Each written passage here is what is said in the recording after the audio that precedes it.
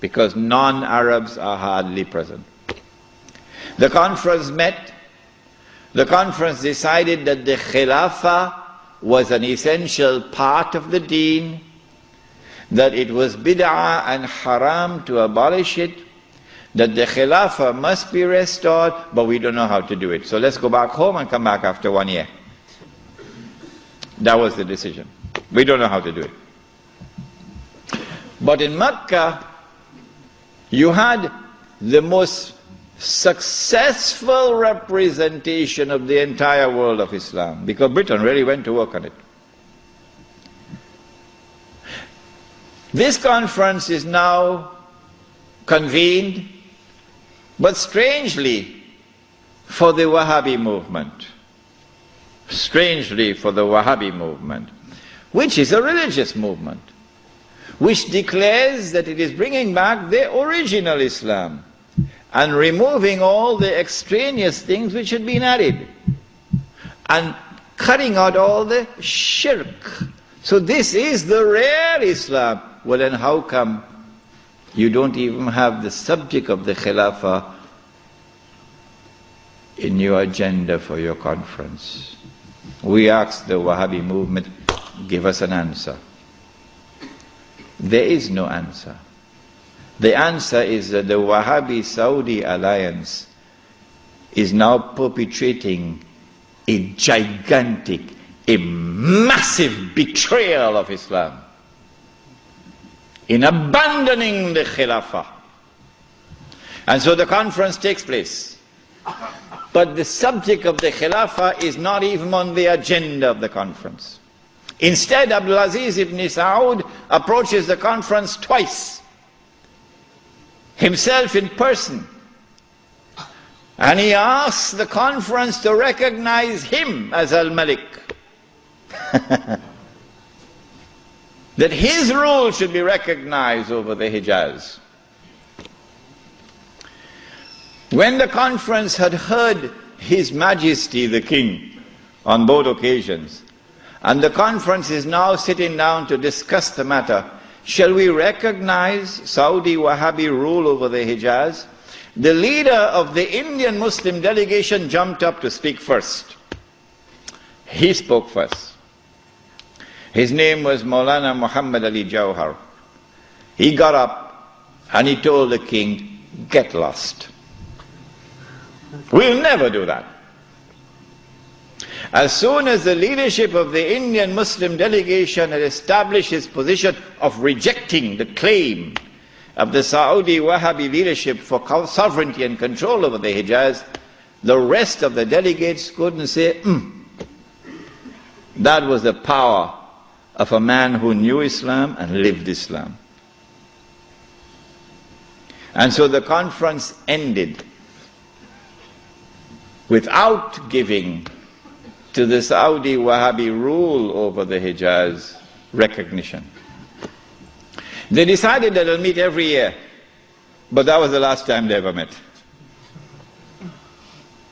This then was the response of the world of Islam to the abolition of the Khilafah. In 1930, I think, or 31, Hajj Amin al-Hussein in Jerusalem felt that the ominous advance of the Jews in the Holy Land required a response from the world of Islam. So he sought to reconvene the conference in Jerusalem.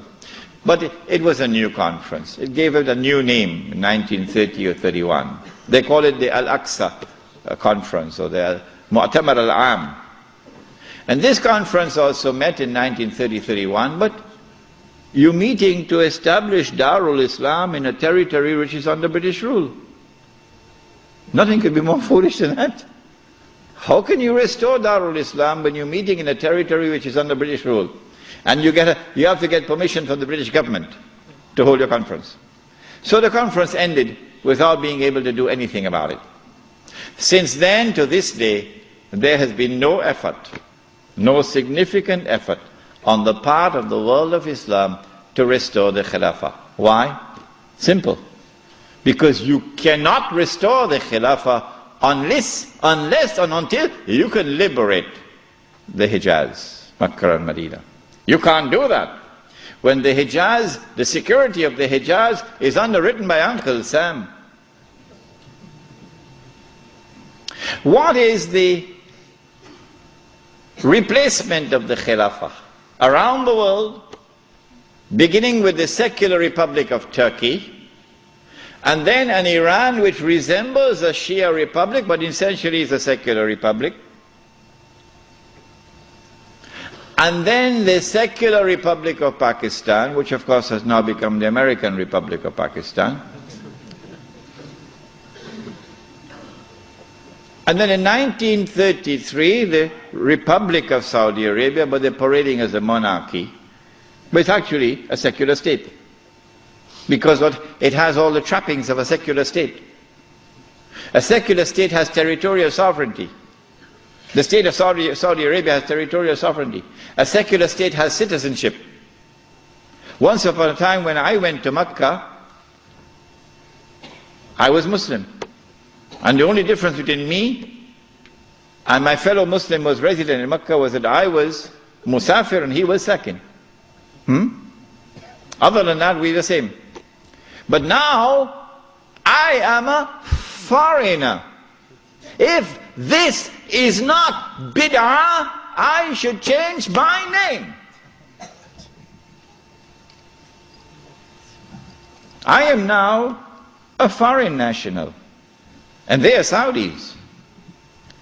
And all the oil that Dajjal discovered underneath the soil belongs to them. They own it. So what about Abdulaziz ibn Saud's proclamation that this entire land belongs to the world of Islam? That's forgotten. That's why they hate me for reminding you of these things. The entire world is now embraced, the entire world of Islam is now embraced by the modern secular state. Now let me say to you before I leave Australia, any Muslim, whenever I talk on two subjects, a lot of people now begin to behave strangely towards me.